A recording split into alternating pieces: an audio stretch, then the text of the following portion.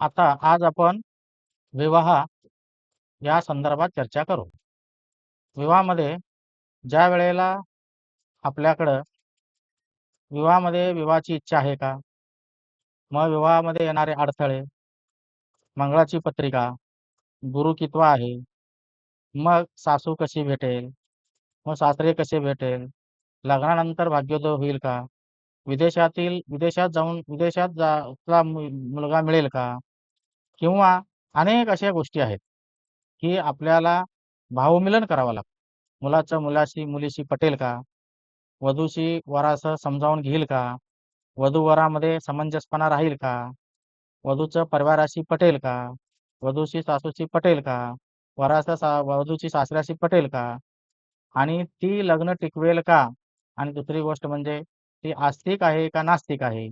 या सगळ्या गोष्टी आपल्याला विवाह जमवताना बघावा लागतो. ही गोष्टी जनरल भौतिक असल्या तरी सुद्धा आपल्याला ज्यावेळेला आर्थिक परिस्थिती, संतान निर्माण करण्याची सामर्थ्य, ॲक्सिडेंट योग ह्या सगळ्या गोष्टी बघण्यासाठी केवळ गुणमिलन हा विषय हा गौण ठरतो. आपण गुणमिलन करण्यासाठी फक्त पत्रिकेतील चंद्र राशी आणि चंद्राचा नक्षत्राचाच विचार केला जातो आणि त्यासाठी भावमिलन करणं अत्यंत गरजेचं आहे. ज्यावेळेला आपण भावमिलन करतो, त्यावेळेला माझा अनुभव असा सांगतो, की जर भावमिलन नीट केलं, तर त्यांचा वैवाहिक जीवन अत्यंत सुखाचा होतो. आणि भावमिलन करतानाच त्यांना सांगायचं, की बाबा असं-असं आहे, असं ॲडजस्ट करावं लागेल. त्यावेळेलाच आपलं वैवाहिक जीवन सुखी होतं. आणि दुसरी गोष्ट म्हणजे कसं, आपण लग्नकुंडलीवरूनच भावमिलन करू शकत नाही. लग्नकुंडली ही एक प्रॉमिस आहे. ज्यावेळेला D1 चार्टमध्ये जे आपल्याला दिसतं, ते सगळं आश्वासन आहे आणि जे मिळणार आहे, ते D9 चार्टमध्ये आहे.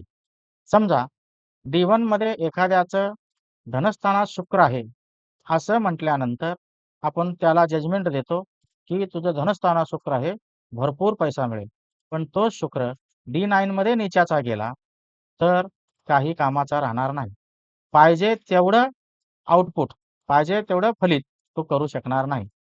त्यासाठी वैवाहिक जीवनाचं सुख पाहण्यासाठी आपल्याला D9 चार्ट बघावा लागतो. आता D9 चार्ट बघत असताना या ठिकाणी आपल्याला ज्यावेळेला आपण वधू असो, वर असो, मी इथं एक जनरल कुंडली घेतलेला आहे. त्याच्यावर वधू पण लिहिलेला नाही, वर पण लिहिलेला आहे. आपण अभ्यासासाठी फक्त घेतलेला आहे. तर या ठिकाणी वधूचं लग्न ज्यावेळेला किंवा वराचं लग्न. आता या लग्न म्हणजे या ठिकाणी 7 आकडा आहे. हे 7 आकडा म्हणजे लग्न. आपण आपली पत्रिका काढून बघावं. वधूचा लग्न ही त्याची इच्छा आहे. म्हणजे याचा अधिपती शुक्र आहे. आता हे कशावरनं कळायचं? डायरेक्ट 1 1 आणि 8 मंगळ म्हणजे राशी मेष आणि वृश्चिक मंगळ, 2 आणि 7 शुक्र आणि 3 आणि 6 बुध, त्यानंतर 5 सूर्य, 4 चंद्र, 10-11 शनी आणि 12 आणि 9 गुरु हे त्यांचे आधिपत्य आहेत. आता या ठिकाणी 7 असल्यामुळं 7 हा हा शुक्र त्याचा अधिपती लग्नेश.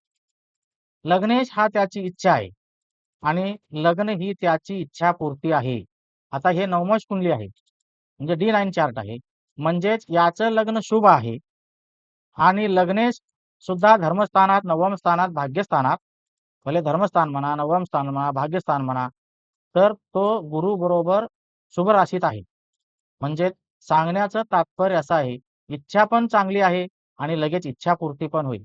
याचा उलट लग्न हे जर पापग्रह असेल, म्हणजे पापटोळीतल्या ग्रहाची जातक असेल, म्हणजे 1 मंगळ, त्यानंतर 11 शनी, अशी जर लग्न असेल आणि लग्नेश सुद्धा जर पापग्रहाबरोबर असेल, तर लग्नात अनेक व्यत्यय येतात.